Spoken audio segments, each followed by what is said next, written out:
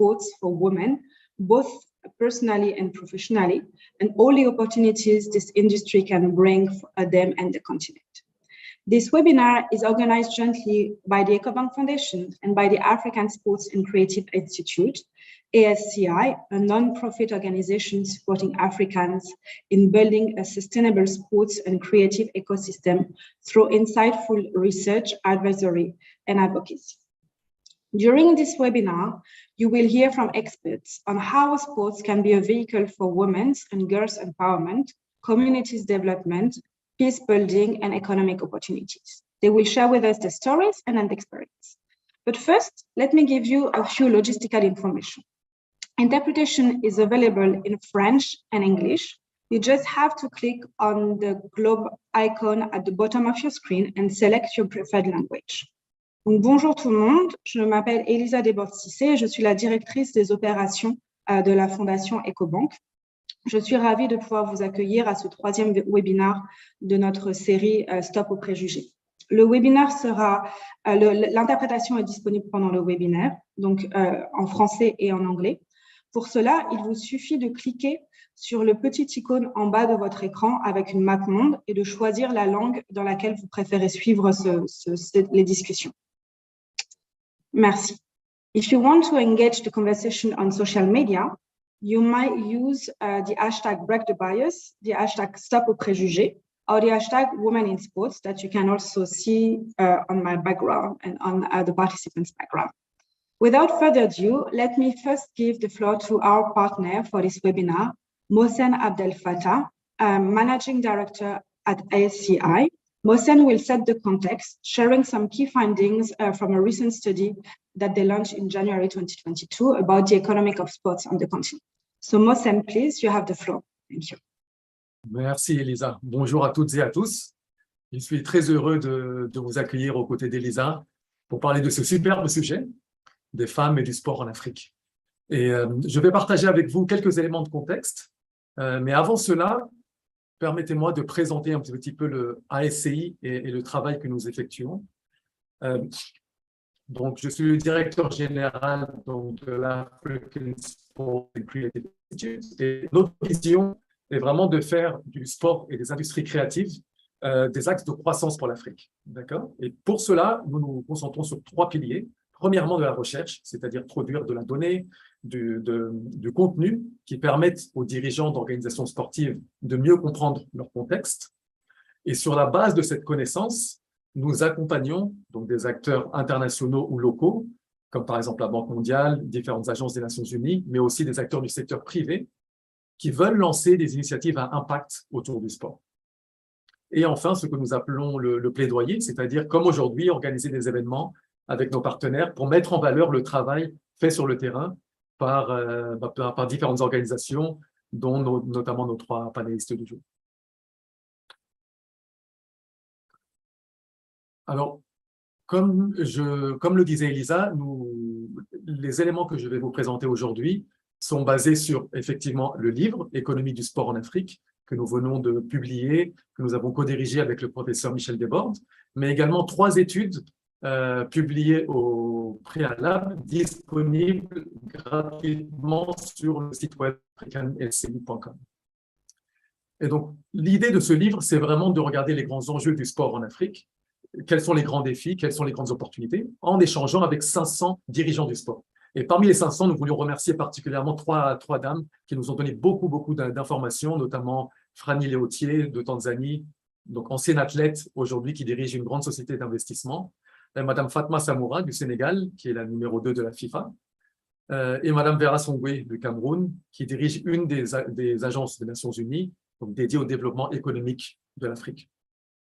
Et parmi les nombreuses informations partagées, il y a un message commun qui est que finalement le sport aujourd'hui, lorsqu'on demande pourquoi le sport aujourd'hui en Afrique, alors qu'il y a tellement de défis face au continent, la réponse est assez claire, c'est que le sport permet de capitaliser sur les atouts du continent. D'accord ? Et lorsqu'on leur demande quels sont ces atouts, eh bien, premièrement, il y a une population jeune. D'ici 2050, 1 jeune sur 2 dans le monde sera africain. Le deuxième élément fort est la passion et le talent de la population africaine pour le sport. Et ça, on le voit en voyageant à travers le continent. Le sport est pratiqué partout et le talent est extraordinaire. On le voit aussi au très haut niveau, où malgré la faiblesse des infrastructures, l'Afrique produit de plus en plus d'athlètes de haut niveau dans les sports très différents. Et enfin, l'innovation et la créativité, la capacité de créer du spectacle autour du sport et à travers ça de promouvoir différents messages. Et c'est sur ce dernier point que j'aimerais un petit peu insister, c'est-à-dire que la particularité du sport, c'est la capacité aussi de créer un lien particulier avec le pratiquant du sport, avec le spectateur, et à travers ce lien, de pouvoir communiquer des messages forts qui peuvent transformer une société. Et j'aimerais mettre en valeur 3 exemples que nous avons observés lors de notre travail de recherche. Lorsqu'on commence en haut à gauche, c'est le lien entre sport et tradition et histoire. C'est-à-dire que même si nous parlons essentiellement aujourd'hui de football, de basketball en Afrique, la pratique sportive existe depuis l'Antiquité, depuis l'Égypte antique. Il y a des traces de jeunes femmes, de filles qui pratiquent le sport, des sports de ballon, la natation par exemple. Et ces traditions-là de pratique sportive et d'éducation de nos jeunes par le biais du sport perdurent. Et là, je vous ai mis un bel exemple qui est le Nzango, une discipline qui est pratiquée essentiellement en RDC, mais aussi de plus en plus au Cameroun et au Gabon, qui mélange gymnastique et danse. Vraiment une superbe discipline que je vous encourage de regarder. Un deuxième exemple, juste en dessous, c'est le lien entre sport, enfin comment le sport peut nous aider à nous connecter au-delà de nos différences ethniques et religieuses. Ça, c'est un message très fort qui est notamment ici représenté par la campagne Kwibuka qui commémore la fin du génocide au Rwanda.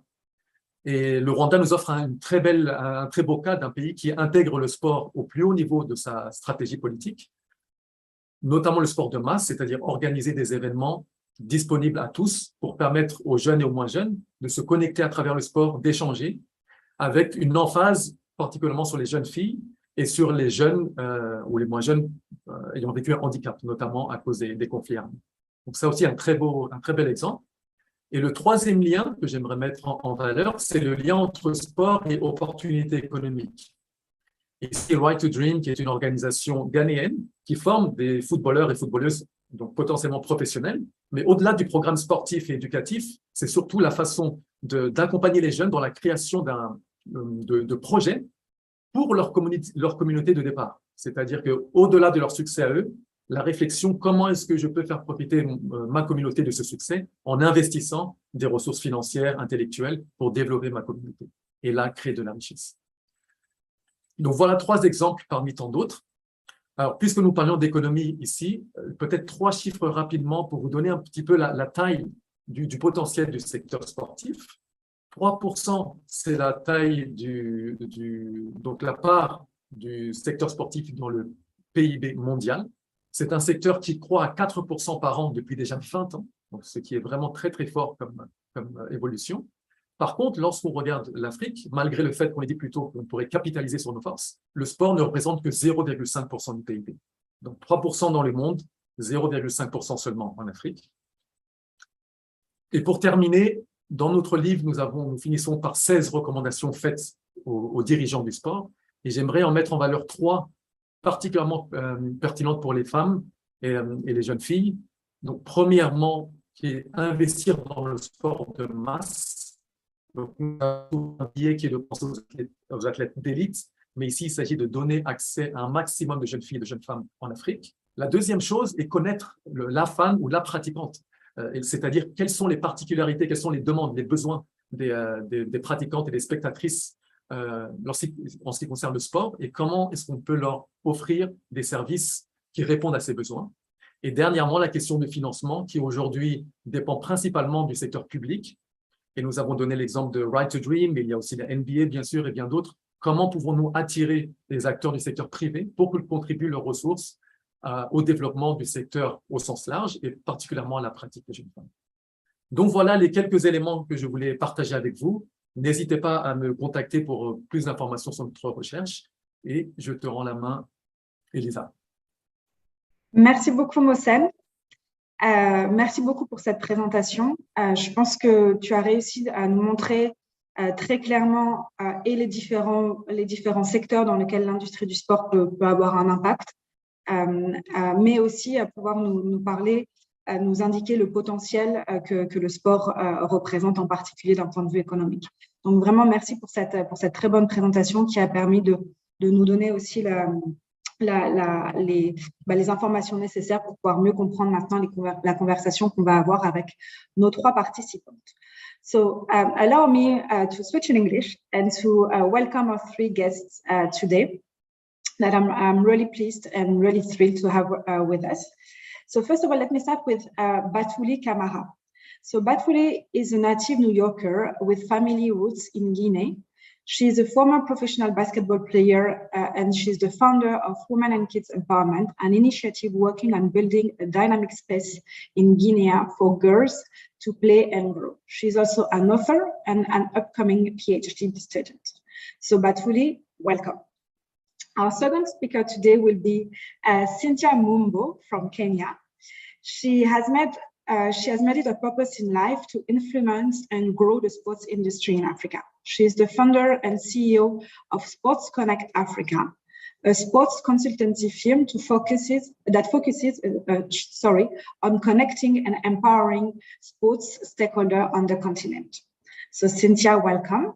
And last but not least, Florence Rest, who studied political science and international relationship at the Free University of Brussels, as well as Latin America studies at the University of London. So after working as a researcher and teacher at the Free University of Brussels, she started working for the United Nations in 2001 in various capacities. And she is now the Deputy Regional Director of UN Women for West and Central Africa. So ladies, welcome to the 3 of you. And again, we are very pleased to have you with us today. So now let me just jump right into the conversation and asking basically the first question that will kickstart our discussion about the benefits for women to practice sports. So I will ask the question first to you, Batouli, since you are a former professional player. So could you please tell us a bit more in terms of why we should promote sports for women and specifically on the continent? Please go ahead. Thank you. Yes, well, thank you so much for having me here. I'm absolutely thrilled about this conversation. Sports has been such an amazing vehicle in my life. I started playing basketball at the age of 12 years old, but I say that was active participation. It took 2 years to really convince my mom to allow me to play. And she never understood it. But the conversation and the question was, do you have, money or financial resources to send your daughter to college? And she said, of course not. And that was kind of the bridge, right? The bridge to education. And I think for me in sport, there are very, focuses and lenses of why the game is so important, especially to young girls. And the first of which, where the Women's Foundation has done studies, is confidence. Confidence is huge. And I think as a young woman navigating the world, if you don't have confidence, and usually it's, maybe boys are called on more, you're in different situations where you're not valued for your opinions, your thoughts, or your strength. And so I think confidence is huge. And the second I'd say is just healthy, right? Just to be healthy, just to be fit, to sweat, to do something for yourself. I think when I work out as a retired athlete, 1 year out, and it feels every day I'm thinking, maybe I should go back. It's something I do for myself. I find strength in myself. I find, new things and new skills that are untapped. And so I think that part. And the third is community. I think it's especially important to be valued outside of different things, but to have a community and to have a sisterhood, which I had when I was younger and that I value so much. So I think sport is important based on my personal experiences, and what others have said is, based on confidence, physical wellness and well-being, and community that you build, and the sisterhood that you have, that is so incredible. Thank you very much, Batouli, for sharing this. So I'm gonna go to Florence now. So Florence, why do you think, in terms of from the personal point of view, why, and from your background, why do you think we should also be promoting sports for women? Please, Florence. Je switch en français. Donc, mais à l'ONU Femmes, je dirais que nous avons débuté il y a peut-être 10 ans notre programmation sur le thème femmes, filles, donc jeunes filles et sport. Donc, nous avons quand même atteint à ce stade-ci des résultats notoires et des leçons qu'on peut partager, particulièrement en Amérique latine, et avec l'intérêt, comme nous en parlions effectivement, de le développer en Afrique. Je ne vais pas détailler les programmes, mais en gros, il s'agit de programmes sport plutôt loisirs, où nous travaillons avec des jeunes filles de milieux défavorisés, de périphéries urbaines, où la violence, l'exclusion, la pauvreté, la violence à l'égard des femmes, le harcèlement, etc. sont quotidiens.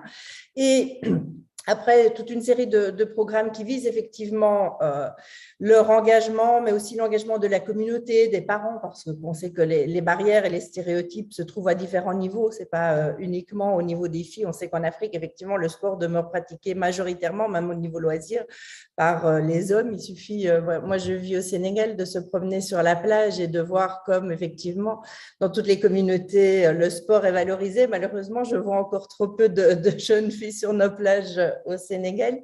Et donc, à travers ce programme qui travaille effectivement avec les acteurs communautaires, on s'est rendu compte que non seulement au bout de 3-4 ans, les jeunes filles ont atteint un niveau d'estime de soi qu'elles n'avaient pas au début du programme, ça c'est évident, et une estime de soi qui se traduit par, premièrement, exprimer, verbaliser et lutter contre tout ce qui est violence, harcèlement, sexisme, pas uniquement à travers le sport ou dans le sport, mais dans la communauté, c'est-à-dire qu'elles ont plus tendance à dénoncer les violences dont elles sont victimes. La deuxième chose, c'est que ça a une incidence sur le nombre de grossesses précoces, c'est-à-dire qu'on a vu diminuer le nombre de grossesses précoces dans ces communautés. On a aussi vu augmenter le niveau de scolarité, c'est-à-dire leur permanence à l'école, parce qu'il y avait effectivement ces valeurs que Toulia si bien décrites en termes d'estime de soi. Il y a aussi tout ce qui a trait avec le travail de groupe, team spirit, je dirais, tout ce qui a trait à l'assertivité qui a été développé à travers cette pratique sportive, plus les capacités sportives en tant que telles. Le but en tant que soi n'était pas et n'est pas, puisque c'est du sport loisir, d'en faire des athlètes de haut niveau. Par contre, cette scolarité, cette estime de soi a permis d'un côté de les insérer dans le monde professionnel et les chiffres des filles avec lesquelles on a travaillé sont clairs par rapport à d'autres groupes avec lesquels nous n'avons pas travaillé. Donc, elles se disent « je peux le faire, je veux le faire ». Donc, cette détermination est là. Et puis, ces stéréotypes, ces tabous sont également brisés pour elles-mêmes et pour la communauté. C'est-à-dire qu'elles se disent « voilà, de la programmation informatique, si je sais faire du sport, je sais très bien le faire ». Donc, il y a effectivement toute une série d'avantages pour elles en termes de pratique du sport qui vont au-delà de ce qui a déjà été cité et qui ont trait effectivement à leur choix de vie et à leur émancipation de manière plus générale. Merci. Merci beaucoup, Florence. Donc, pour résumer un peu donc, ce que Florence et Batouli viennent de dire, on a donc parlé d'augmentation de la confiance en soi, bien sûr, il y a tout l'aspect santé qui va aussi avec la pratique du sport, la création d'une certaine communauté, mais aussi des conséquences un peu moins directes ou un peu moins évidentes que Florence vient de mentionner en termes de baisse des grossesses précoces, mais aussi en termes d'augmentation de la scolarisation liée aussi aux valeurs que le sport peut diffuser. So let me now go to Cynthia, because Cynthia, if I'm not mistaken, you were also practicing sports to quite a high level in your life. So would you mind as well sharing a bit about what are the benefits for you of women practicing sports? Thank you. Right. Great. Hello, everybody. It's nice to be here. Thank you, Elisa.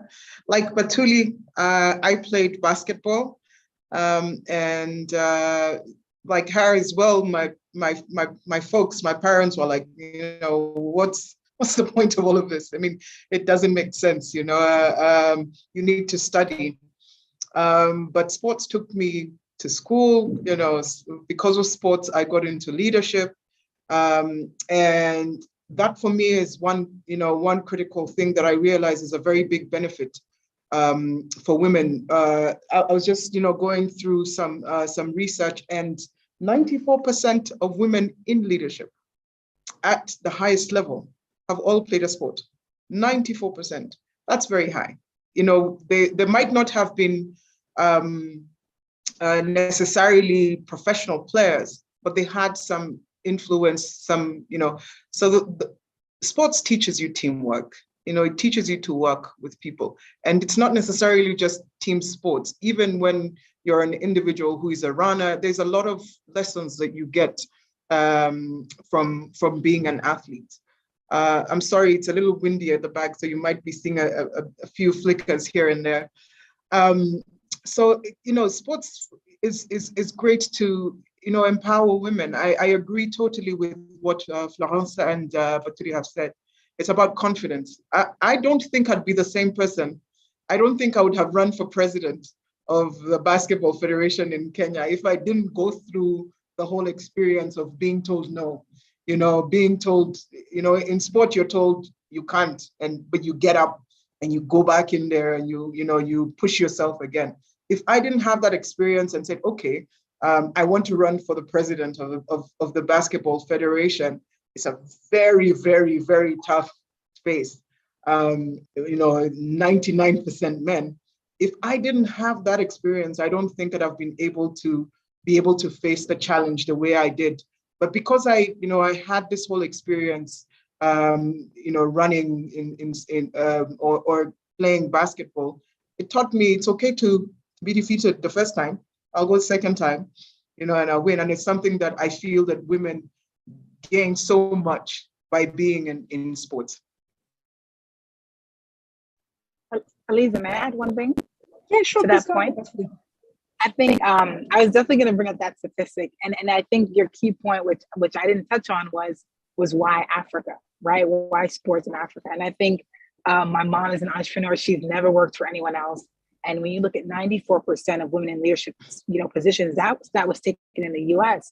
Whereas, you know, my statistics may be a little off, but in Africa, just so many female entrepreneurs, right? And I think sport has a direct correlation with the transferable life skills that you learn that translate into business and translate into the real world. And think of how many untapped CEOs are out there who haven't had their first sport experience, who haven't had that leadership experience, who don't have the confidence, right, yet to be who they really are and to lead their communities and that's our country.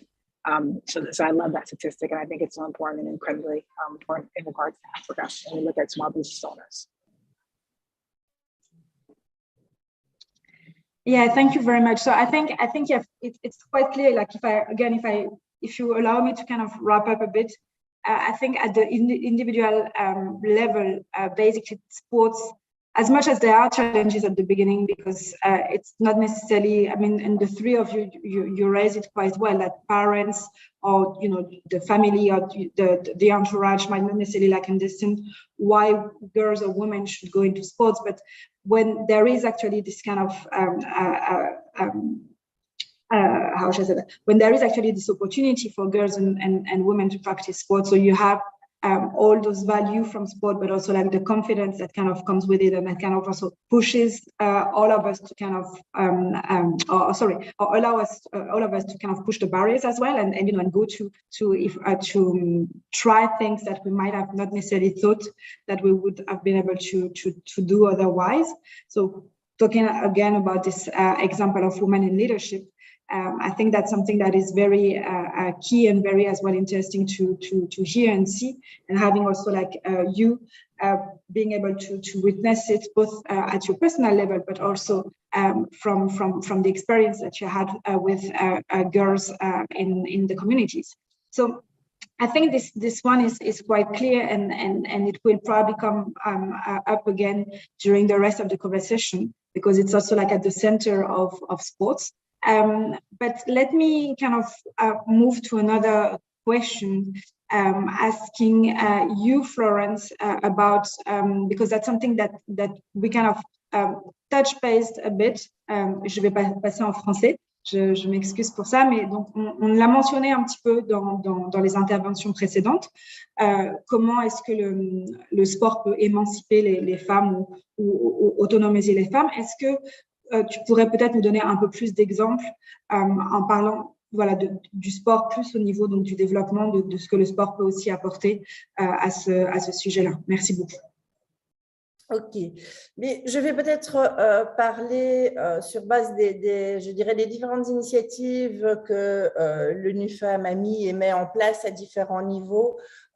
D'une part, des partenariats au niveau avec la FIFA, le Comité olympique international, jusqu'à vraiment ce que je venais de prendre comme exemple, c'est-à-dire des partenariats avec des organisations communautaires pour l'autonomisation des femmes et des filles. Je pense qu'il y a, quand on se réfère à un terme que je voulais peut-être mentionner d'abord, ce sont les différentes barrières. Alors, on en a effectivement mentionné plusieurs au cours de nos premiers échanges. Il y a bien sûr les stéréotypes, si on parle de l'Afrique, effectivement. Donc, dans notre cadre, effectivement, pour y arriver, on est obligé de travailler effectivement avec la famille, la communauté, mais aussi les leaders traditionnels, les leaders religieux, pour effectivement montrer la valeur plus générale qui était ce que Batouli mentionnait. C'est effectivement pas uniquement un avantage pour les jeunes filles. Mais il y a un élément qui, dans toutes les études que nous avons faites sur le sujet, effectivement, intervient comme une des principales barrières. Alors, on sait qu'il y a effectivement les phénomènes de violence, de harcèlement, on sait qu'il y a le manque d'infrastructures dédiées, etc. Mais une question dont on parle beaucoup moins et qui pour nous est essentielle, c'est la question du temps.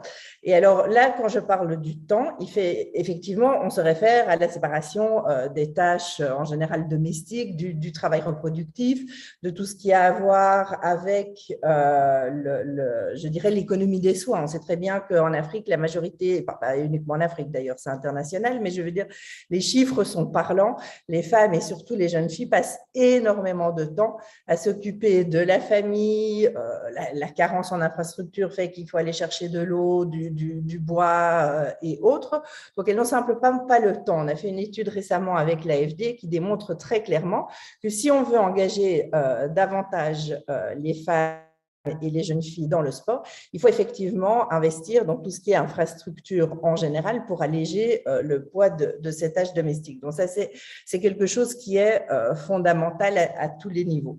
Mais au niveau, je dirais, des différentes stratégies, pour revenir plus précisément aussi à ta question, Elisa, je pense qu'il s'agit d'une approche globale, holistique, et c'est pour ça qu'effectivement, c'est intéressant d'avoir les différents intervenants qu'on a ici, mais aussi, je vois énormément de réactions dans le chat qui sont très, très bien, parce que je pense que chacun a son rôle à jouer. La première chose que j'avais mentionnée, c'est effectivement ce niveau plutôt communautaire de programmation, etc., mais il y a un autre niveau qui est, et là, nos deux participantes qui, elles, sont plutôt dans le sport de haut niveau, sont aussi fondamentales. C'est tout ce qui a à voir avec les stéréotypes. C'est-à-dire que le travail que l'ONU Femmes réalise avec des organisations comme la FIFA, le Comité olympique, mais aussi des clubs sportifs dans différents pays, a trait à vraiment montrer aux jeunes filles d'autres modèles, d'autres rôles. Donc, on a tout ce travail, je dirais, de plaidoyer, de communication, de sensibilisation à faire pour que les jeunes filles puissent, en jeu de miroir, se voir elles-mêmes en tant que championnes de haut niveau. Et là, je veux dire, on a travaillé avec des athlètes comme Marthe, la brésilienne, pour le foot, au Sénégal, plus avec Khadija Timera dans le basket. Je veux dire, c'est très notoire de voir, les hommes le font aussi, mais chez les femmes, systématiquement, ces championnes ont quand même des académies de développement, réinvestissent dans leur communauté. Donc, il y a, que ça soit au niveau communautaire ou que ça soit au niveau de favoriser la participation des femmes dans le sport de haut niveau, il y a un réinvestissement et il y a des retombées sur les communautés. Donc, c'est Mohsen qui parlait de développement économique. Alors, il y a le sport en tant que tel, mais il y a effectivement ce phénomène qui fait que ces différentes femmes quand on parlait d'entrepreneuriat féminin aussi, c'est effectivement la même chose, réinvestissent, je dirais, dans la communauté de par leur expérience, ce qui est fondamental. Un autre élément, effectivement, sur lequel il faut travailler, ce sont les médias. Je pense que moi, les chiffres que j'ai regardé un petit peu. Bon, c'est plus très actualisé, mais quand on regardait les 10 athlètes les mieux payés, non, les 100 athlètes les mieux payés en 2019, à part Serena Williams, il n'y avait que des hommes au niveau mondial. Quand les chiffres que moi j'ai de 2011-2013, donc ça date un petit peu, mais c'est qu'effectivement, 0,4% du sponsoring investi dans le monde est investi dans les femmes. Ça s'est amélioré un petit peu. Je pense que la Coupe du Monde, l'égalité salariale sont des termes dont on parle parle aujourd'hui, mais effectivement, il y a toute cette dimension économique qui est très importante également. Là, on parle de 50% de la population, 50% de la population de l'écosystème sportif, je dirais, qui ne jouent pas dans des conditions égales. Et donc, c'est une perte financière également pour le monde du sport, pour le développement économique, de ne pas insérer les femmes et les filles à portée égale dans ces différents domaines. Il y a, je dirais peut-être un dernier domaine qui est très important également, puisqu'on parlait un peu d'image et de pouvoir se projeter, je dirais, dans certaines figures, c'est tout ce qui est représentation des instances de décision du sport. Et là aussi, c'est un point sur lequel nous travaillons énormément avec la FIFA, avec le comité olympique, l'égalité, je dirais, on n'y est peut-être pas encore en termes de parité, mais en tout cas, ça s'améliore parce que ça reste quand même un monde très dominé au niveau des instances de prise de décision et de leadership par les hommes. Donc là, il s'agit vraiment de faire tout ce travail avec ces différentes entités. Et au niveau des clubs et au niveau des fédérations dans les différents pays, puisqu'on a énormément de participants connectés pour finaliser en disant, voilà, je pense qu'on a tous notre petit grain de sable à apporter. Il y a tout ce qui a trait effectivement à des chartes d'égalité hommes-femmes dans un club, dans un sport, dans une fédération, et des chartes de non-violence. Parce que sur tous les chiffres que nous avons, et vous savez très bien que les violences à l'égard des femmes et des filles en général sont sous-estimées, ça reste ça et le temps, le manque de temps disponible restent quand même les deux grandes barrières pour l'accès jusqu'à présent. Donc, je pense qu'on a, pour clôturer, on a vraiment tout à gagner. Les filles, les femmes ont tout à gagner. La société a tout à gagner. Je veux dire, le développement économique lui-même et le développement des communautés ont tout à gagner à inclure les femmes. Et il faut s'adresser systématiquement à ces différentes barrières à travers une stratégie plurielle. J'arrêterai là. Merci. Merci beaucoup, Florence. On va revenir sur certains des points que tu viens de mentionner un petit peu plus tard, donc en particulier sur l'aspect, on va dire, économique, développement économique. Avant de passer la parole à la prochaine intervenante, j'aimerais juste informer le public, enfin, qu'on aura du temps à la fin de cette discussion pour aussi pouvoir poser des questions. Donc, vous aurez cette opportunité de pouvoir poser des questions à une ou à toutes les participantes. Et de pouvoir être engagé aussi dans la discussion. Donc, so thank you very much for Florence for I think you also give even more kind of food for thought to everyone in terms of the different, kind of perspective or aspects of sports and women. So I will go back to, let's say, more what I would call like at the community level, what also sports can bring. So I'm going to go to Batuli. So Batuli, I think you have this initiative in Guinea where basically you want, as I mentioned in my introduction, so where you also want to have a place for girls to play and grow. Could you maybe tell us a bit more about it and maybe also like explain why you decided to create this organization? Thank you. Go ahead.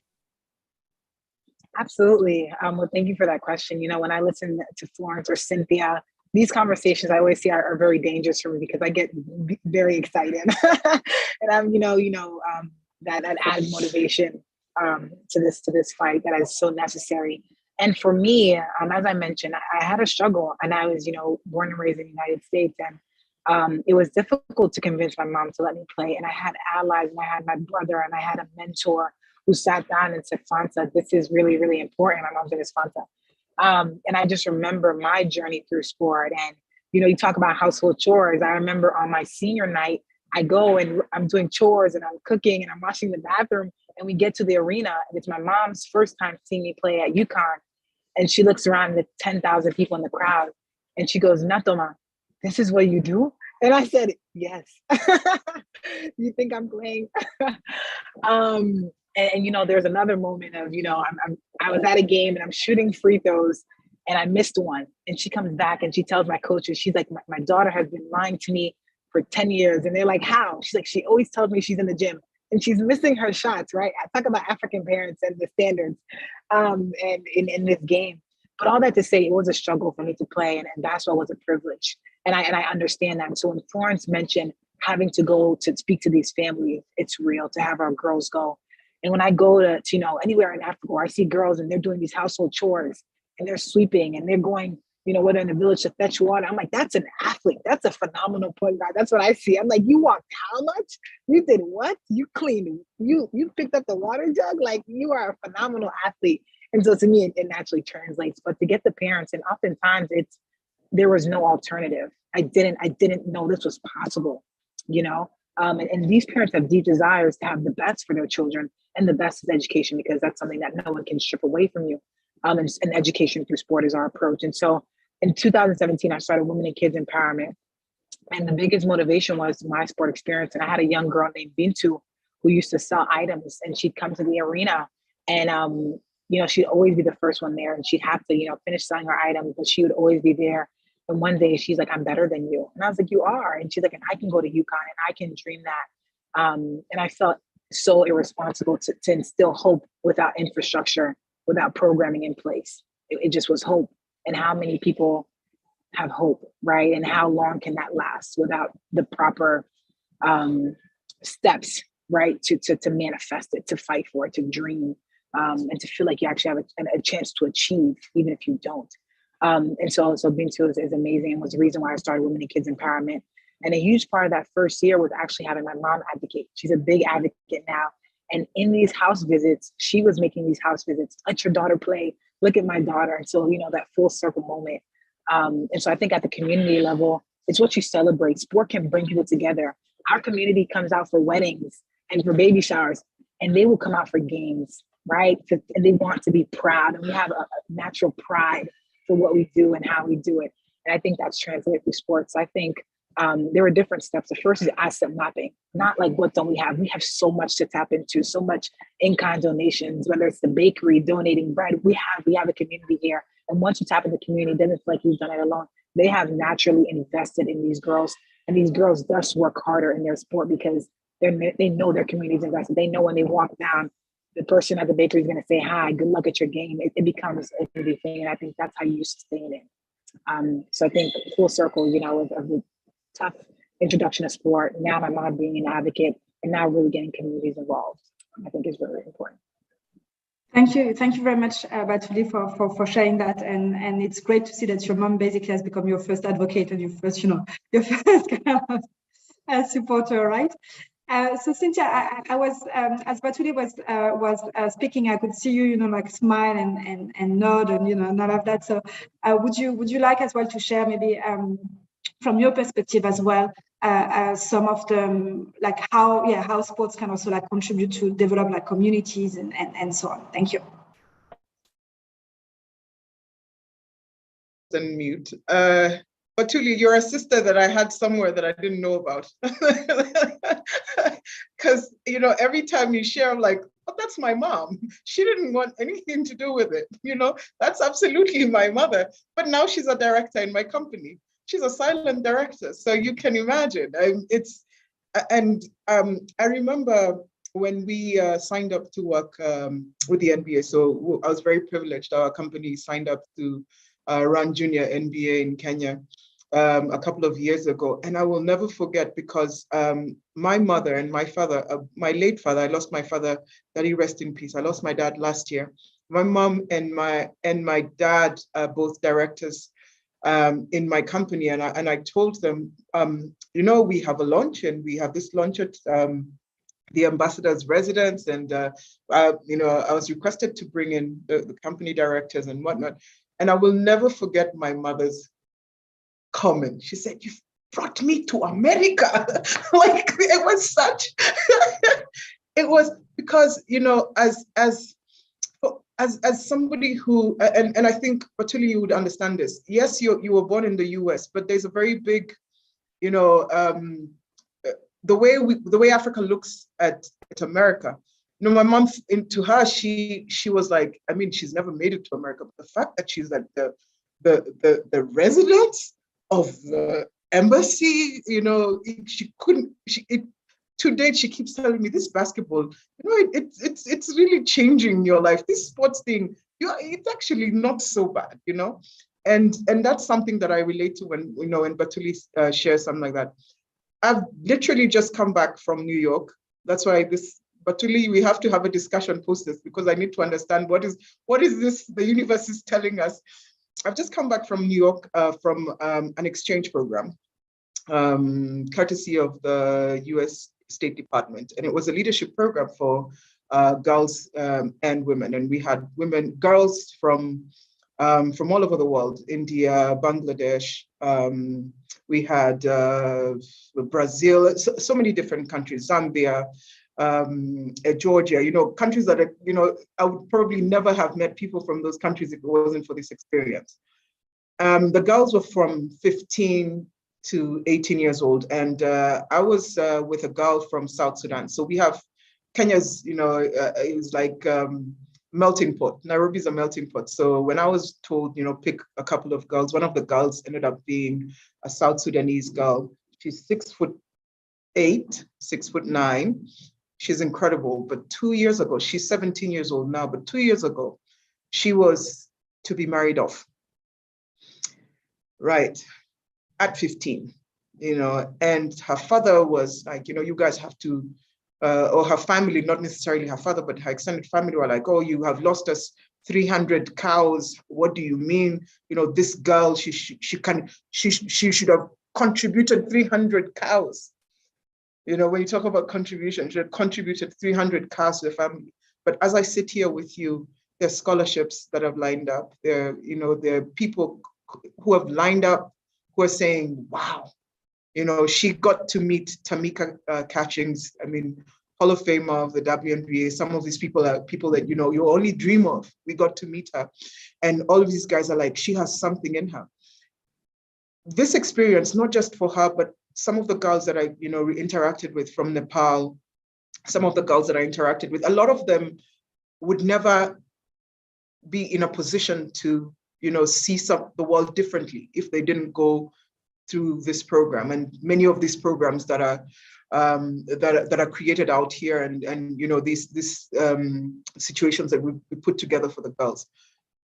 Sports definitely changes lives, not just at the development level, at the international level. If we look at currently, we have the CAF Women's Cup going on. For the first time, there's actually noise. And I'm very passionate, I'm very emotional about this because it's hard to get this happening for women. You have Basketball Africa League going on, but there's no women's basketball conversation around that. So to see what's going on with CAF, for the first time ever, I was able to watch a Champions League game for women, Olympique Lyonnais versus, I believe, PSG, on YouTube. And, when we talk about contribution, it really is an eye-opener for all of us, even for men. When you see men coming in and say, so the communities now, and the world is now saying, okay, hold on a minute. There actually could be something here. There is something here. And economically, I believe in the next 5-10 years, sports for women will contribute beyond just what we see. I believe it's Obama that said that if you support the woman, you support the community and you change the world. If you support the sportswoman, I think you do double, because she doesn't just support her community around her, she wants to change the world. And so I believe the contribution that sports has for women will be very, very big. We need to figure out how much more we can be able to put behind women at a commercial perspective and of course at the developmental perspective. Thank you. Thank you very much, Cynthia.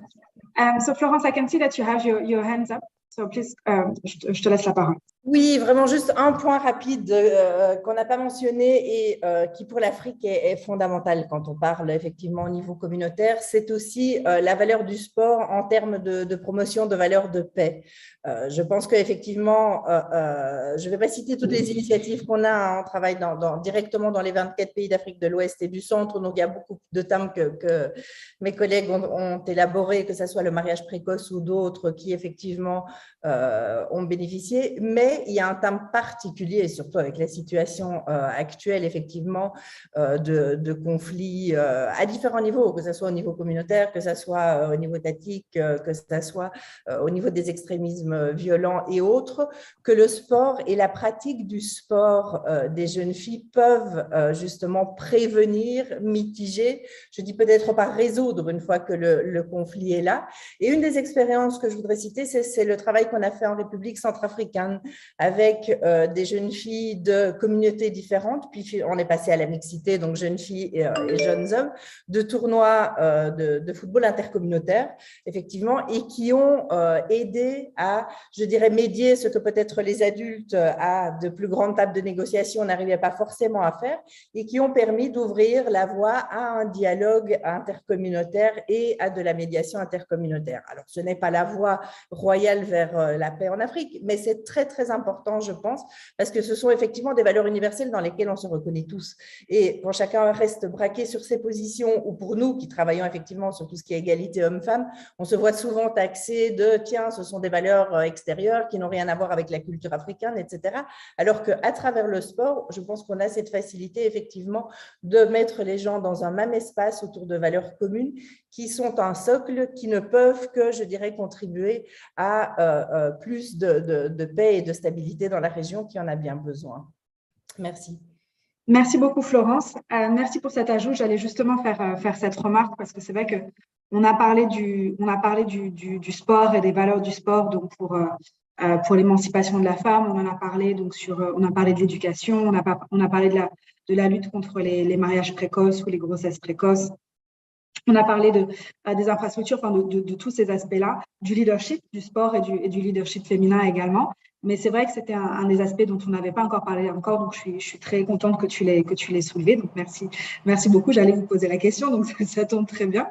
Avant de passer au point suivant, je voulais aussi juste profiter d'avoir la parole pour saluer pour vous saluer toutes les trois et pour saluer aussi la passion avec laquelle vous parlez du sport et de ce qu'il apporte, ou de ce que ce secteur apporte aux femmes et après au-delà des femmes aux communautés. Je pense que c'est quelque chose qui se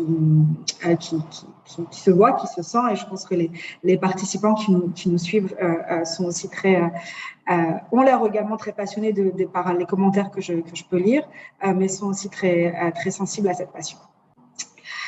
So thank you very much. To conclude this conversation, and again, there will be time for questions after the discussion. I would like now for us to kind of go to kind of a last, well, it's not the last one, but like the last point of discussion that we would like to have in terms of the opportunities of sports for the continent. And namely, I would like us to speak a bit about sports as a lever for economic growth and mostly for women economic development on the continent. So I will first ask you, Cynthia, if you could maybe tell us a bit more about it, because I believe that that's also something that you've been looking at and supporting in terms of women entrepreneurship and all the potential economic development for sports in the continent. Please, Cynthia. Thank you. I'll just discuss a little bit about what Mohsen had shared earlier. You know, the research that they did is very valuable to the continent. So, I mean, only 0.5% of the GDP is sports related in Africa. That tells you something. The global value of sports, I believe, is about $500 billion and 0.5%. And when you talk about that 0.5%, 99% is on men. That's a big problem. But a big problem is a good thing because it's a big opportunity. It shows that there's an opportunity for us to, position women's sport. And I think that's one thing that we've not necessarily been doing well. Whenever we talk about the opportunities, why aren't women being given, enough in sports? The first thing is then they're not being seen. You know, as a marketer, any brand or any partner brand will put their money behind. My apologies. I don't know if you can hear that. Some construction going on at the back. Sorry about that. So any brand will put money behind where there's value or what they see as value. So we have to be able to position women's sports as valuable, you know. And first thing is what we're doing, what we're seeing now. CAF is now putting money behind women's football, but that money needs to cascade downwards. It needs to go to the federations. It needs to go to development. If you go onto the ground and look at basketball development, much of it goes to boys and men. Much of it goes to maybe infrastructure. Not so much goes to women. I'm not sure why the gentleman decided that he has to do all the talk as I start to speak. I'm sorry, guys. But yeah, so ultimately, when you talk about the economic impact for women, I'll go back again to what Obama said: invest behind women and it'll change the communities. So there's a very big opportunity around the how much compared to what men are given and what women are given. There has to be how do I put this? There has to be a deliberate effort to put money behind women's sport. When we talk about the opportunities, let's talk about employment, capacity, capability. So sports is not just the athletic element. It is entrepreneurship. I'm an entrepreneur. I employ people, you know, we create opportunities. Marketers, financials. I mean, there's a whole list of different professions. We have, Africa is churning youth who have gone to university, who have gone to school, and we're talking about, you know, the unemployment. There's so much unemployment, but we have not been able to structure sports in such a way that it is an industry that is employing more of the youth. So I believe that there's a very big opportunity around creating spaces that can support employment for youth in our communities. And more so, and very importantly, not leave women behind. The one thing that I'll tell women who are here, who are listening, is something that I talk about every time I talk about women, is we cannot wait to be given.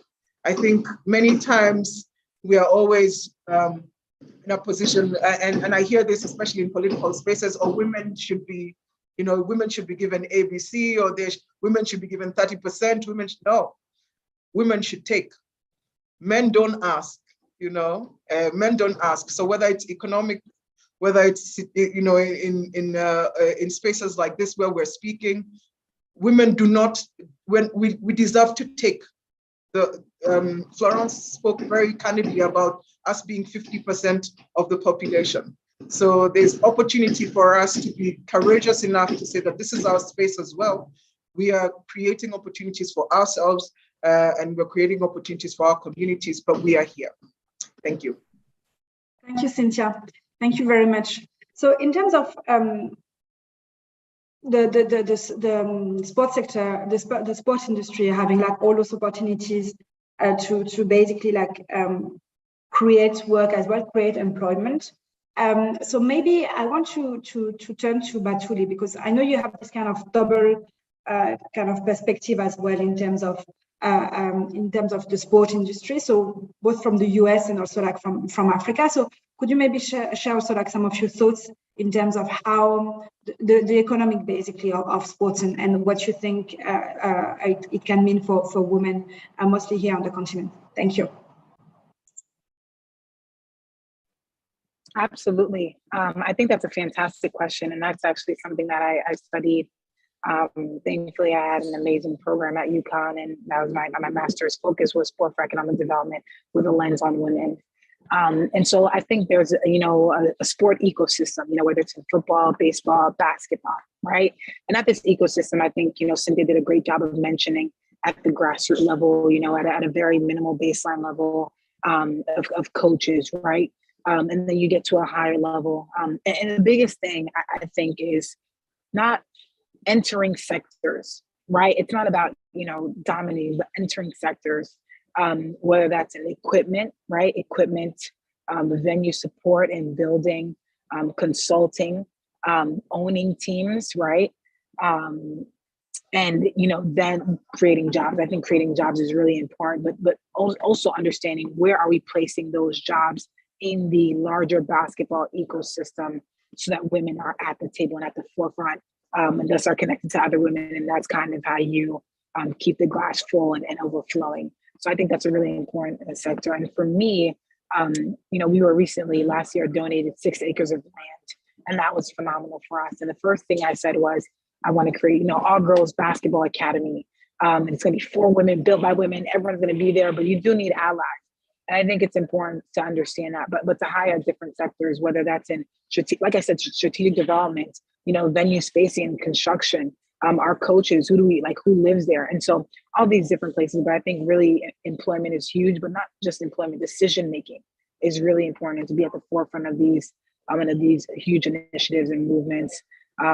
Because again, you know, these women are not necessarily the head of households most of the time, but in a lot of cases they are, and typically do give back to their communities and do have different roles and spaces. And so I think employment is huge, and one of our biggest focuses as we work to build this venue and this girls, you know, boarding school and space for girls to really, you know, grow and build community. I think women being in different parts of the ecosystem is what's going to be the key in employment, but also at the decision-making factors. Thank you very much, Patchouli. And I'm going to switch to French because I'm going to ask Florence now. So, Florence, tu nous as déjà parlé tout à l'heure du fait qu'il était important, donc pour revenir sur le point que Patchouli mentionnait tout de suite, qu'il y ait aussi des femmes dans les différentes institutions du sport, donc que ce soit au niveau des fédérations, des associations, etc. Et comme tu le mentionnais aussi plus tôt, ONU Femmes a ce partenariat avec la FIFA et le Comité international olympique pour aussi, en partie, mais pas que bien sûr, promouvoir ces aspects-là. Est-ce que tu pourrais, donc en rebondissant un peu ou en réagissant un petit peu sur ça, donc nous dire aussi, nous parler un peu plus donc pour ONU Femmes de toutes les perspectives économiques, donc tu l'as mentionné un petit peu déjà, mais revenir un petit peu sur ça, donc que le sport peut représenter aussi dans le cadre de l'entrepreneuriat féminin. Merci beaucoup, Florence. Merci. Oui, eh bien, je re-regardais les chiffres que j'avais donnés et les autres intervenants en ont donné. C'est simple, 0,4% du sponsoring du sport va aux femmes. Bon, ça, c'est des chiffres d'il y a 5 ans, mais je doute qu'on a augmenté énormément. Et parmi les 100 athlètes les mieux payés en 2019, il y avait une femme. Donc voilà, je pense que là, les chiffres sont relativement parlants. Si on rajoute ça à tout ce que je disais sur le manque de temps, parce que les femmes dédient encore beaucoup de temps que ça soit dans toutes les classes sociales d'ailleurs, aux tâches domestiques, en réalité, on essaye de jouer au football avec la moitié de l'équipe, puisque les femmes représentent 50% de la population et qu'on les laisse systématiquement sur le côté, soit parce qu'on n'investit pas, soit parce qu'on ne leur permet pas de participer dans les mêmes conditions. Donc, on handicape le développement économique et la croissance d'un pays, de l'Afrique, et je pense qu'on ne peut vraiment pas s'en passer. Donc, ça, c'est la réalité, je dirais, actuelle. Même s'il y a davantage d'intérêt, même si les lignes bougent un petit peu, mais enfin, c'est très, très lent. Alors, quand on travaille sur la question, il faut travailler, je dirais, à 2 niveaux. Alors là, effectivement, mes collègues ont parlé énormément du secteur privé et du sponsoring et des possibilités, effectivement, de création d'emplois, mais aussi et surtout d'entrepreneuriat à tous les niveaux.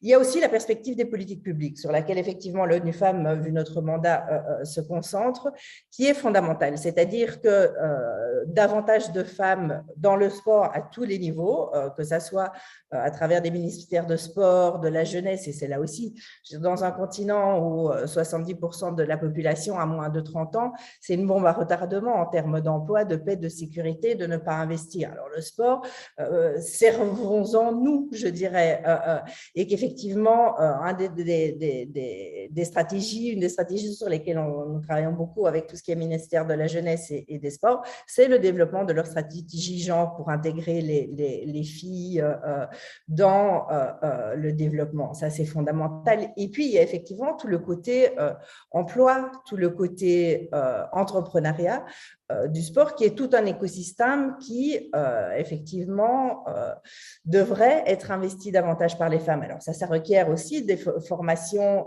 professionnelles, des formations vocationnelles. Ça requiert effectivement tout un travail additionnel à ce niveau-là, qui doit être fait également au niveau des politiques publiques. Ce n'est pas uniquement le secteur privé. Donc, tout ce qui est partenariat public-privé, que ce soit au niveau de l'éducation, de la formation, des vocations et de la création d'entreprises ou d'emplois, est fondamental. Ça, c'est la première chose. Et puis, il y a tout un travail qui doit être fait quand même avec tout ce qui est médias et sponsors. Je regardais les chiffres, que ce soit effectivement les femmes journalistes, que ce soit effectivement les athlètes dont on parle, on est bien en deçà encore de l'égalité. Donc, l'image que la société se fait est encore très, très, très masculine et on ne voit pas. Alors, le mieux dans ces cas-là, et je veux dire, c'est pour ça qu'on travaille aussi sur des études, ce sont les chiffres. Quand on sait que dans la majorité des cas, les inégalités hommes-femmes dans tous les domaines, je ne parle pas du genre uniquement, handicapent le produit intérieur brut de 2 à 10%. C'est-à-dire que pour la majorité des pays du monde, les études qui ont été faites, on sait que si on avait une égalité hommes-femmes, donc une égalité salariale, c'est-à-dire que les femmes ont davantage de pouvoir de consommation, de création d'entreprises, etc., on gagne en PIB plus ou moins entre 2 et 10% du PIB. Eh bien, faisons la traduction au niveau du sport, c'est exactement la même chose. L'écosystème sport ne peut pas se développer sans effectivement une participation égale de la moitié de la population du continent. Donc, c'est effectivement, je dirais, un handicap sur lequel il faut travailler. Et je pense qu'à ce niveau-là, il ne faut pas uniquement travailler avec les femmes et les filles, bien sûr, mais il faut surtout travailler sur les mentalités également et sur tout ce qui est politique publique, investissement, fonds spéciaux pour la jeunesse et autres. Et qu'effectivement, on est encore, je dirais, loin de l'objectif, mais il y a quand même un intérêt croissant pour les reportages sur les femmes, les filles, etc. Une dernière chose que je voulais mentionner, nous avons fait une étude sur femmes sport Covid, pendant le Covid. Et disons qu'on a des données avant, où effectivement, on s'était rendu compte que quand même, il y a plus d'intérêt, et dans les médias, la couverture médiatique des athlètes femmes était un peu plus importante au niveau des journalistes, etc. Dès qu'il y a une crise, et je veux dire pour le Covid, ça a impacté tous les domaines de l'égalité hommes-femmes, on est revenu, on s'est replié sur du plus traditionnel. C'est-à-dire que les premiers emplois qui ont été coupés, ce sont les emplois féminins dans le sport. Les premières athlètes qui ont été affectées par le manque de sponsoring ont été les femmes. Donc, il reste pas mal de travail.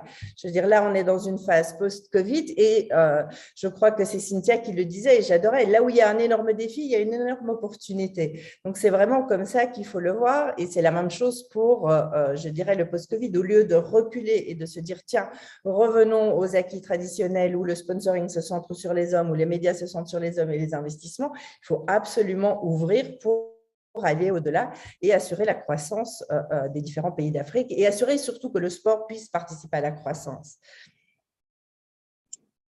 Merci beaucoup. Merci Florence. Alors, merci à toutes les trois.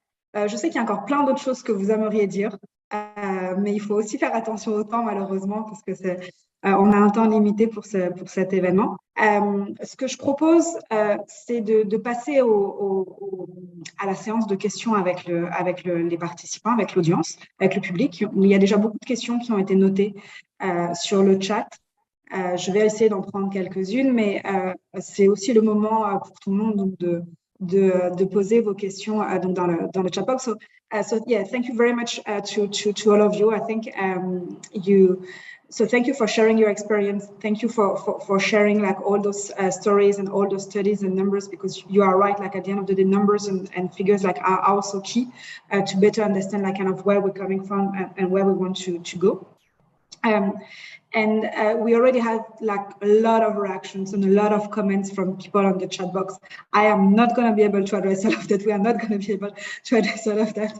So as much as we would like to, but I think people are also like passionate, and they were also like very pleased and happy to listen to this conversation. So thank you again for that.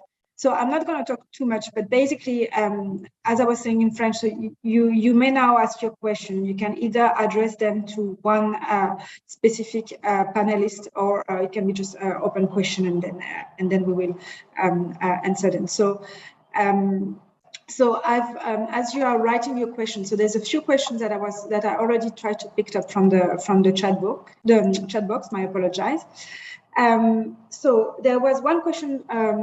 Pour toi, Florence, il y avait une question déjà qui était liée en fait, qui demandait quelle pratique adopter ou quelle approche communautaire adopter pour que les parents puissent laisser les filles participer au sport. Bon, la question est adressée à toi, donc je te la pose, mais je pense qu'après, Cynthia et Batouli auront sûrement aussi des éléments de réponse. Donc, je te laisse y aller. Merci. Merci beaucoup. Effectivement, ce n'est pas une question facile et ça dépend énormément, je dirais, des contextes. Moi, j'ai travaillé en Amérique latine précédemment où effectivement, c'est une question qui posait peut-être moins problème au niveau des rôles genrés, c'est-à-dire hommes-femmes, qui posait problème parce que les filles avaient énormément de tâches domestiques à réaliser. Et ici, dans la région Afrique de l'Ouest, Afrique du Centre, effectivement, l'espace public est déjà quelque chose qui n'est pas forcément réservé aux filles. Donc, ce n'est pas évident.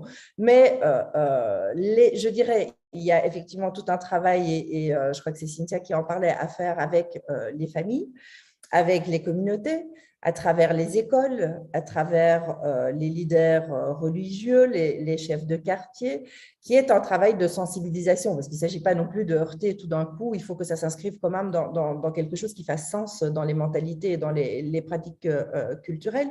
Donc, un des arguments en général qui quand même fonctionne très bien, c'est l'argument de la santé. J'avoue que quand dans la région, on a travaillé sur cette question en évoquant les bénéfices pour la santé des jeunes filles et donc des femmes plus tard, est quelque chose qui sensibilise énormément les familles. Et puis, effectivement, il faut créer ce lien de confiance, il faut créer ces groupes de discussion et de parole entre les familles où, effectivement, d'autres peuvent parler à notre place. Je dirais, on sera toujours des acteurs externes, mais où les autres familles qui, effectivement, ont investi dans le sport pour leurs enfants de manière égale et pour les filles également, peuvent rendre compte de meilleurs résultats scolaires, d'une employabilité meilleure, etc. Et je dirais que ces arguments-là, scolaires et emploi et financiers, sont tout de même aussi assez importants. Donc, on ne va pas venir directement avec droit des femmes, égalité, peut-être ce n'est pas le bon véhicule, mais c'est très, très important, c'est fondamental dans une région comme la nôtre, effectivement, d'y associer la famille élargie, la communauté, les acteurs communautaires, scolaires, religieux, culturels, traditionnels, et de travailler avec eux. Et je dirais qu'on a obtenu pas mal de bons résultats dans certains pays, comme par exemple le Niger et autres, où on a réussi à démontrer que ça aidait également, que ça diminuait le mariage précoce, que le mariage précoce était en réalité un coût économique plutôt qu'un atout économique pour une famille qui investit dans l'éducation de sa fille et en emploi, et que maintenant nous avons un réseau, je dirais pas d'Africains, de leaders traditionnels, religieux et communautaires qui portent, je dirais, la voix de l'égalité, de la scolarité, de la fin des mutilations génitales, de la fin des mariages précoces. Donc c'est très très important aussi, je pense, de travailler avec les hommes. Effectivement, on a mentionné les hommes beaucoup dans différentes catégories, mais c'est fondamental de travailler sur cette dynamique de manière constructive et main dans la main. Thank you. Merci, Florence. So yeah, so basically working with all the stakeholders, basically, like all the at the community level, working with men. I think that's I think you made quite a comprehensive response in terms of how we can ensure that parents would support their daughters practicing sports. Maybe Cynthia or Batuli, do one of you just maybe share like their own experience in terms of how you managed to convince? I mean, that's something that you touched base a bit during our discussion, but maybe like a bit more information on that. Maybe Cynthia? Yeah, go ahead. Great. Well, I'm tough-headed, so there was the convincing was I just was not going to give up, but I had results. You know, I got a scholarship. That was a result. I got a job. My first job was through a friend of mine who we used to play with in a team, and I kept telling her, "Hey, I need internship. I need internship. If I don't get this, I'll not play." And she eventually assisted me to get internship. And through that internship, I got a job, and we started a basketball team with her at Firestone at that time. And my parents got to a point, they were like, you know what, this basketball thing, it seems as if it's actually making a difference. So, you know what, maybe we might just, you know, support you. And really, it was just me not giving up. It was me saying, this is what I want. This is where I'm going to be. I knew when I was, I think, 6 or 7 years old that I wanted to end up in sports somewhere. I didn't know the how, but I knew that this is where I wanted to end up. And so, like anything in life, if you're not sure about your goals, if you're not sure about your objective, if you're not sure about your vision, you're always going to waver. But if you're sure, even the people around you, because the results will come, they might not come immediately, but results will come. And ultimately, my parents got to see the result. My community has been seeing the result, and they're all like, you know, this passion, this is something that you can't take away from Cynthia. And now I have the support of not just my family, but the support of a whole, you know, whole community, and the country knows that this is where I belong, and I'm happy with that. Thank you, Cynthia. Batuli, do you want to share a bit more? I mean, you did mention as well earlier that basically your mom has kind of become your best advocate, and she's also like the one going to the different families and so on to well inform and convince parents. But do you want maybe to share a bit more about that? Yes, I'm sorry.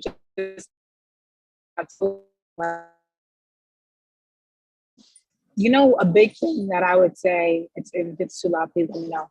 A big thing that I would say, I think Florence made a fantastic point, is you have to get the community involved. And for us initially, when we started doing programming, this was back in 2017, to me, I just thought, we're going to just do a camp and that's fine. I didn't understand the importance of bringing in the entire community. Everyone has to know what the goal is. Why? Because they will not only hold us accountable, they will hold the girls accountable, and they will become involved, right? And so it wasn't something that they were looking at from the outside in. It was going into these shops and saying, this is our initiative. It's happening in your very own community. And because one thing that I love about Africans is word of mouth. It can spread, like, we know how to pass a message. For better, for worse, this message is gonna be passed on WhatsApp. It's gonna be passed, right?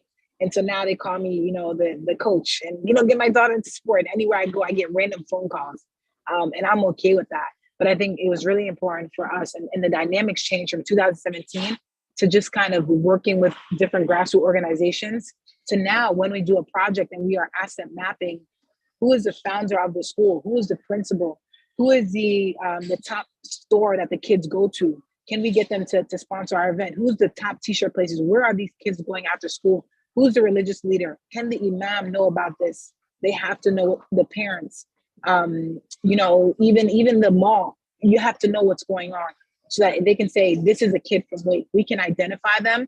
We can create a community and an ecosystem, but also it becomes embedded in that community. This community is known for basketball. And again, that pride factor, I think, is huge. So I think that has made all the most difference. It has created buy-in. It has gotten more kids. Now kids stop by. it has just become like a second beat. This is what we do. This is part of who we are now. It's not just an extension or a program that's unknown. Everyone knows about it. And I think that's the importance. And I think the sustainability aspect, I'm not there. There are community leaders, and that community will thrive beyond me. But now if you have generations who understand what's going on, maybe one day they get a tall person. And again, that word of mouth comes in and they're like, I know where you should go, tall person, like go here. And they'll take them, So many kids are just taking, like this is where you should be. I think the community aspect is huge, as everyone mentioned. Thank you. Batuli, I think Batuli, you're on mute again? Yes. Okay. Okay, I think Batuli has some connectivity issues. So I'm just gonna so we can still see the passion, the fact how passionate she is on her face, but unfortunately we can't hear her anymore. So I'm sure she will.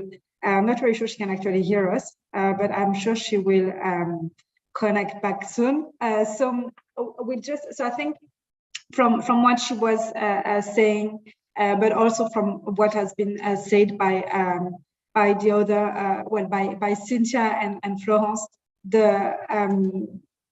the important thing is basically to really like engage with all the stakeholders, like meaning like engage with like everyone like in the community, making sure that they understand basically what we want to do with sports and girls and why it is so important, because then they also become like your own advocate, and they will also like keep you accountable for what you're doing. So I'm going to go to the next question now. So which is also linked to what was just being said by Batuli. So it's linked. It's about schools basically, and about like the educational system. So there is a question about how to make sure that the educational system accommodates sports for women in our countries, or sports for girls in our countries. So, Florence, tu parlais tout à l'heure des politiques publiques et des politiques genre qu'ONU Femmes met en place, enfin, sur lesquelles ONU Femmes travaille avec les pouvoirs publics. Donc, peut-être, est-ce que tu aurais quelques éléments de réponse sur ça? Merci. Oui, merci. Effectivement, c'est un des points centraux, c'est de s'assurer que dans le curriculum scolaire, à quelque niveau que ça soit, effectivement, primaire ou secondaire, il y ait des activités sportives et des activités sportives qui permettent effectivement l'intégration des femmes. Alors, sur énormément d'études que nous avons réalisées, c'était plutôt des études sur l'investissement dans les infrastructures sportives, mais ce qu'on se rend compte souvent, c'est que dans les écoles, on investit beaucoup d'argent pour un énorme terrain de football, et puis il reste une toute petite place où on va mettre un bac à sable et 2 balançoires. Alors ça, c'est à l'âge vraiment preschool, hein, donc c'est pour les jeunes, mais je veux dire, la discrimination, elle commence déjà là. Donc effectivement, quand on décide de construire les infrastructures scolaires et les infrastructures sport-loisirs, hein, quand on parle des tout petits, il faut effectivement tenir en compte, alors les filles peuvent jouer au foot, il n'y a pas de problème, mais je veux dire, même si les garçons jouent, il n'y aura que 12 garçons, enfin, il n'y en aura pas énormément. Donc, ce qu'en général, ce sur quoi on travaille quand on travaille avec les écoles, tout d'abord, c'est, il y a la partie éducation, bien sûr, le curriculum, j'y reviendrai, mais il y a la partie infrastructure également. Alors, en général, ça coûte en tout cas moins cher de faire une étude participative avec les élèves, ça dépend quel niveau ils ont, enfin, quel âge surtout, pour voir ce qu'eux veulent faire pendant la récréation, pendant le sport, etc., et de diversifier l'infrastructure sportive et de ne pas investir nécessairement dans un splendide stade de foot qui ne sera utilisé que par une vingtaine de personnes, filles ou garçons d'ailleurs. Donc, ça, c'est la première chose. Après, effectivement, le sport est intégré dans les curriculums en Afrique, mais effectivement, c'est quand même encore très genré, c'est-à-dire qu'on va mettre les garçons dans un certain type de sport et les filles dans un autre. Donc, il faut effectivement s'assurer que ces stratégies soient développées au niveau des politiques publiques. Et donc là, l'exemple que je donnais, c'est effectivement le ministère de la Jeunesse, c'est aussi centralement le ministère qui est en charge des droits de la femme dans les différents pays et son travail interministériel avec les autres ministères, dont le ministère de l'Éducation dans ce cas-là. Mais il s'agit aussi effectivement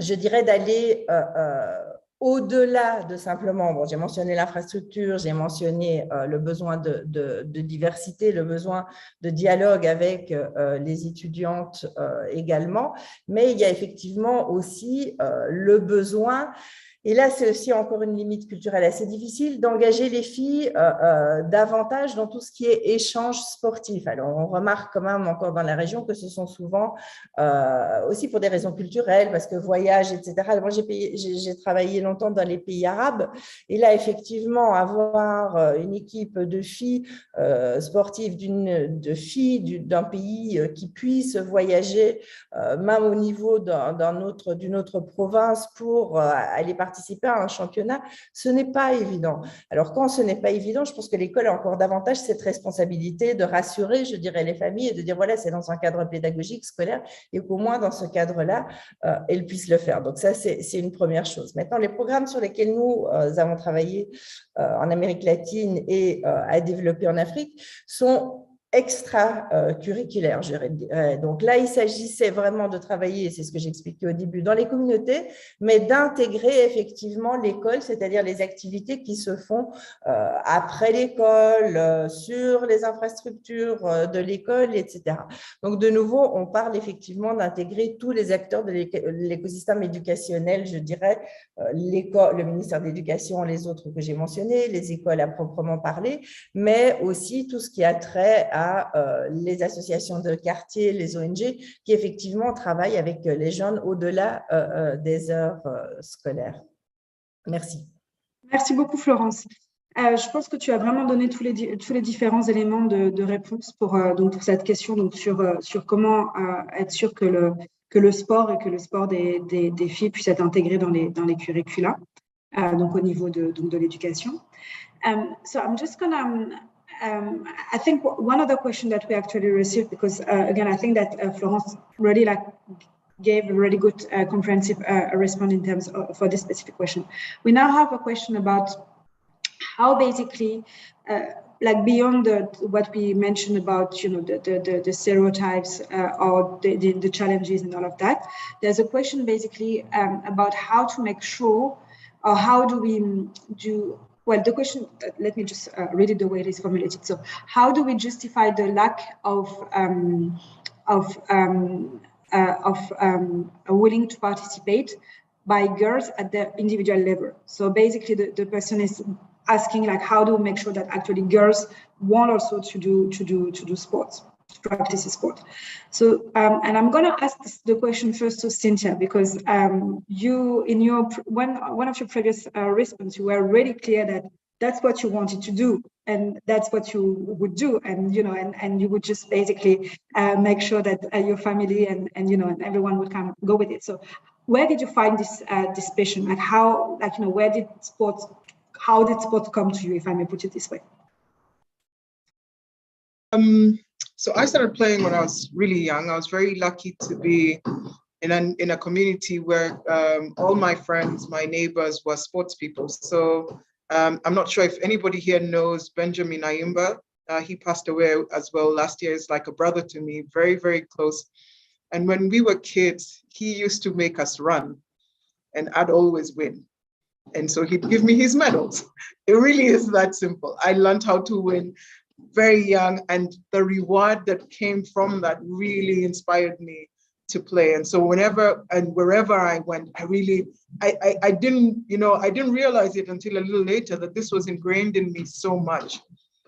But from an entrepreneurial perspective, from a business perspective, from a marketer's perspective, how do we get girls involved is very simple. We talk about it. you know, and we show it. I think Florence talked about it, but we had talked about it. We need to have an organized strategy and a communication strategy to talk to girls. We need to have influencers. I'm happy to always consistently go on ground and talk to girls. They see me and they say, Cynthia, I want to be like you. I'm sure, Batuli, it's the same with you, with all the impact. And it's the same with so many of the women that we see who have achieved greatness in sports. So they're influencers, but we need to have a consistent conversation that shows not just the girls that you can be, but also the community that your girls can be. You know, and consistency is really important, because you can't have a campaign. I don't believe in, you know, having a campaign. You have a campaign for 6 months and then, or 3 months, and then, you know, after that, then what? It has to be a consistent conversation. It has to be something that is everybody's psyche, and it's something that, you know, the different stakeholders can own. And it doesn't just become a marketing conversation, but it becomes how would I put it? It becomes something that people pick up. It becomes a movement. You know, it becomes something people say, I want to be a part of this because I know the difference that it'll make for my community, the difference it'll make for my daughter. Ultimately, the influencers also have to understand that as they speak, not every girl is going to be a star. I think that's a conversation that also needs to be had. Not every girl is going to be a superstar, if we could call it that way. I believe everyone's a star already, but not everyone's going to have that, you know, superstardom. What we need to be able to communicate is that being involved will really change your life.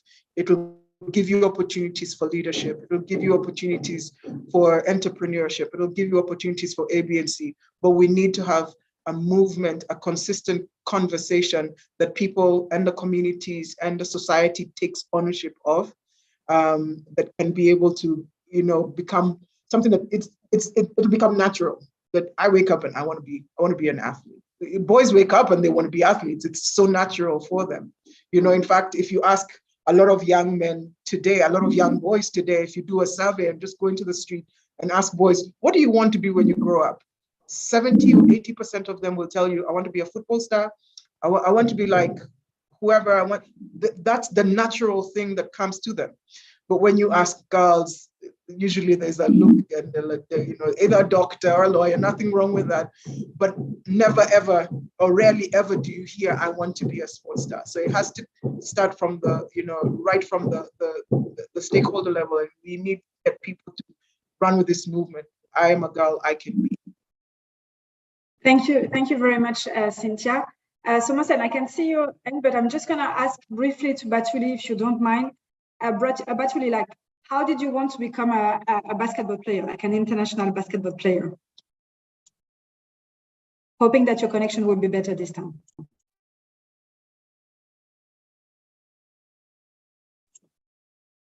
Batuli, can you hear me?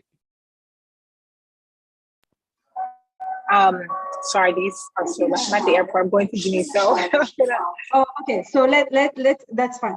So Mohsen, please. So I can see your hand. So like please, yeah. Merci. Non, c'était juste pour compléter le point de Cynthia. Ça m'a fait penser au rôle des médias, parce que finalement, si peu de filles s'imaginent être athlètes, c'est peut-être parce qu'on leur a très peu montré l'athlète, donc dans leur vie quotidienne, dans leur environnement, mais aussi à la télé. Et là, c'est un rôle très important des médias, c'est-à-dire au-delà de juste informer le public, c'est aussi d'éduquer sur les possibilités, sur les avantages d'aller dans ces métiers-là, donc en tant qu'athlète, mais bien sûr, comme l'a dit Cynthia tout à l'heure, il y a derrière toute une chaîne de valeur, de métiers intéressants, dans le journalisme sportif, dans le marketing, la communication, la technologie, et ainsi de suite. Donc là aussi, ça peut être très important pour faire évoluer les mentalités et faire évoluer cette perception.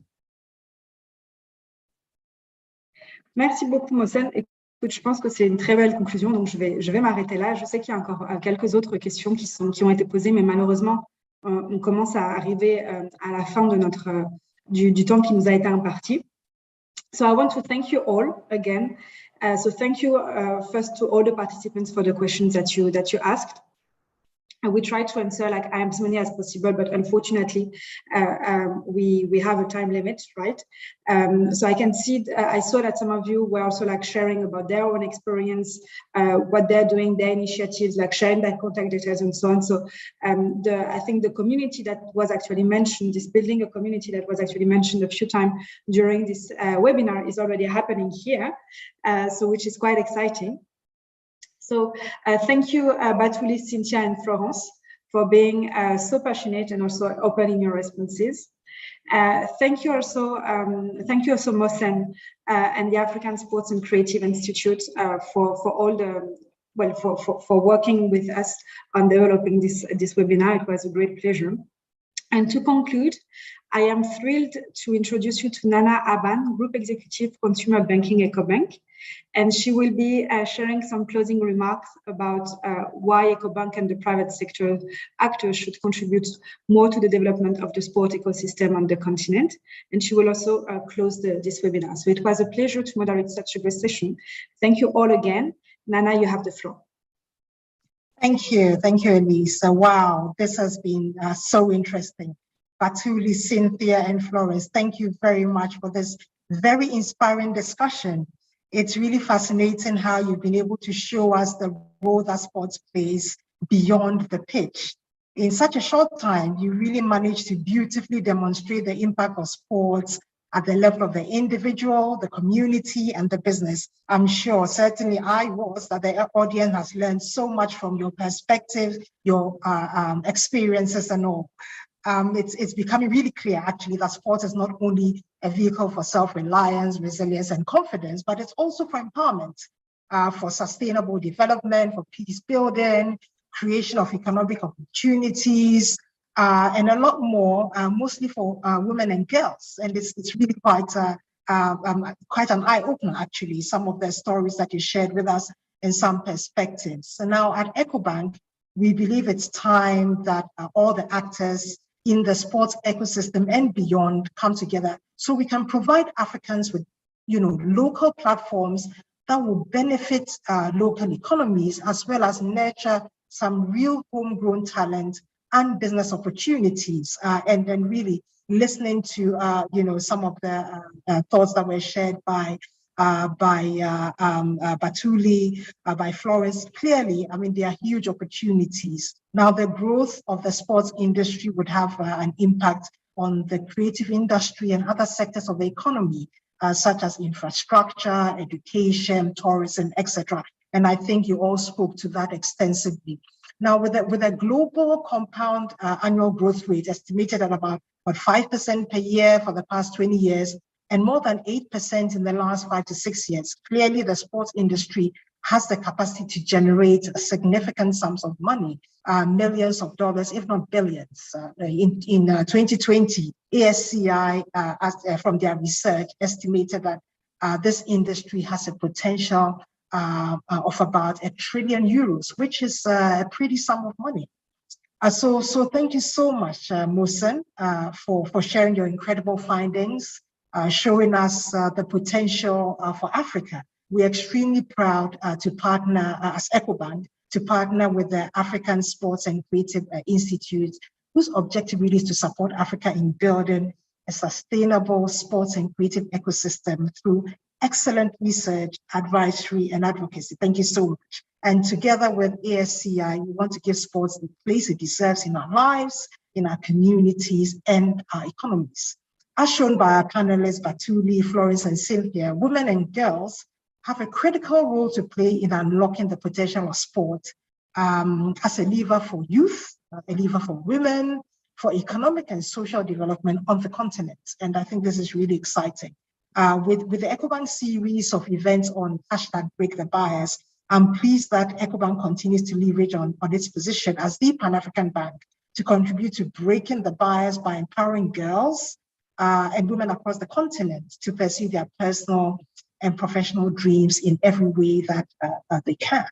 Now, it's awesome to have attendees from across the continent. I saw comments coming from Zambia, from Cameroon, Liberia, Kenya, Senegal, Ghana, RDC, Togo, Nigeria, Guinea, the list goes on. Clearly, We've had a continent-wide discussion today with great engagement, and it's really exciting for us at EcoBank to be a part of this. EcoBank is always adapting and improving its offers, its products and services to develop specific solutions which are tailored to the needs of women and supporting them in creating their own businesses as well. As an example, something we're doing for individual women, we've developed a new product called Elevez Moi, or Elevez for Me, which comes with an L card. It's a total package that has specific benefits for women, such as insurance, discounted interest rates on loans, discounts for selected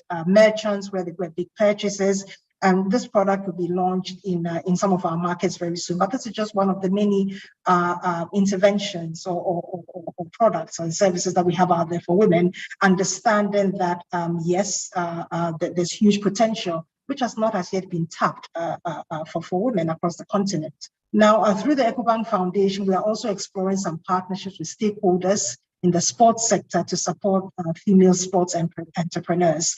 And I think that some of the things that have been talked about today really speak to the potential out there for sports entrepreneurs. So I invite each of you to visit our website and follow our social media handles to know more about our new products and partnerships as we launch them. So once again, thank you all for being here today. To our panelists, thank you all for the great insights you've shared. It's been a real honor to be among such distinguished women, thought leaders, and above all, doers. So thank you all very much. Thank you, Elisa, for organizing this, for all the partners. Thank you all, and we look forward to meeting again. Thank you and have a good day. Thank you.